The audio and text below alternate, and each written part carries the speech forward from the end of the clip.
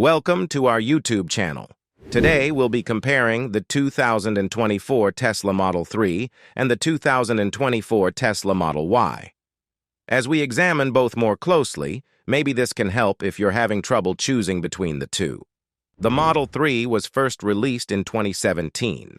After 3 years, Tesla produced the Model Y, which is essentially a blown-up Model 3. However, the contrast here are a little more nuanced than they first appear.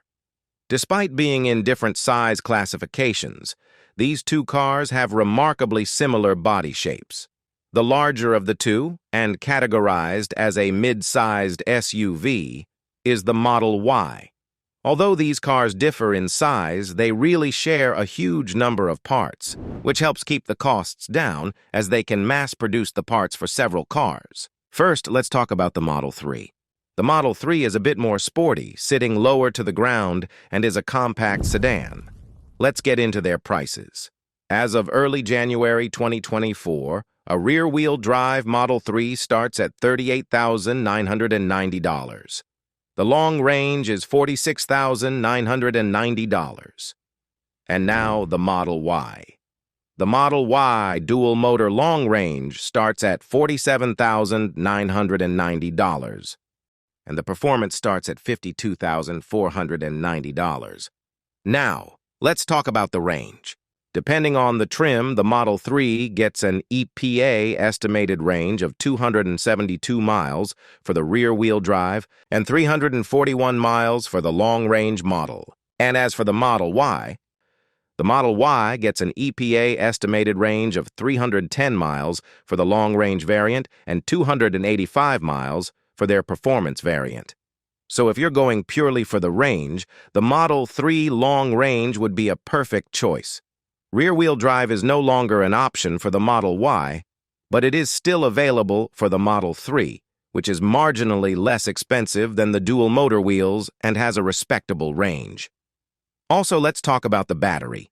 The usable battery capacity of the current generation of Model 3 is 57.5 kilowatts per hour for rear-wheel drive configurations and 75 kilowatts per hour for performance and long-range Model 3.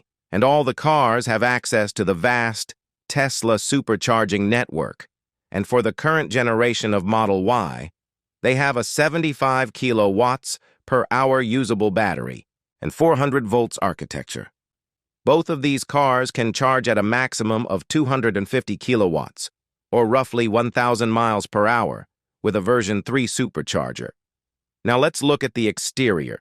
Model Y is situated higher than the Model 3. In more detail, the total length of a Model 3 is 185.8 inches, while the overall length of a Model Y is 187 inches.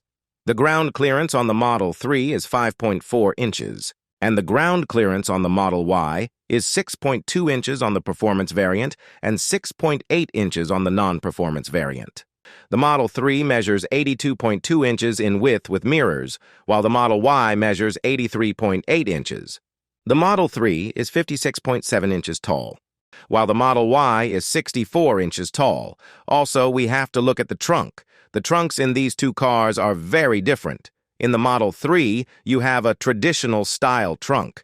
The seats may be folded down to provide you with more room behind the second row, which measures 19.8 cubic feet. As for the Model Y, with the seats up, the complete hatchback design of the Model Y provides an additional 30.2 cubic feet of storage space behind the second row.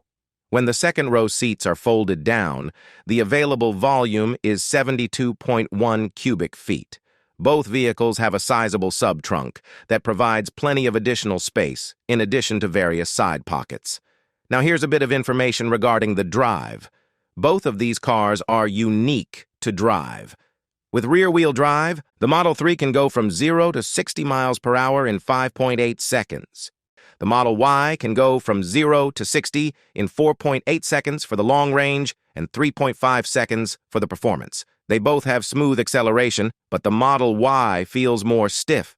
However, the Model 3 feels incredibly light and agile. Both are really enjoyable drives, although the Model 3 has a little bit more excitement. In the Model Y, I also get a better, higher view of my surroundings. Both vehicles have one-pedal drive and the same driving modification options. We will also take into account the available space. The Model Y is a little bit roomier than the Model 3, which is certainly a very apparent statement. Both vehicles have a 5-seat configuration, but the Model Y has the option to be ordered with 7 seats, which adds a third row, which is really neat. Also, due to the way the hatch and Model Y are designed, the support beams across the roof in the front and back provide you with an entirely unhindered view of the sky. Because the seats are higher up, the Model Y also has some extra leg room.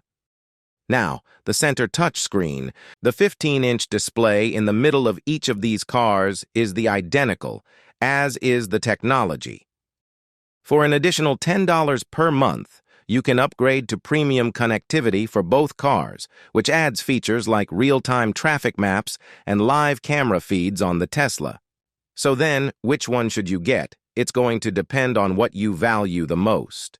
Is it space, performance, range, price, or a little bit of everything? Need sleek style and sporty performance? The Model 3 is your champion. It offers longer range, tighter handling, and a lower price tag. Craving space, flexibility, and a touch of SUV swagger?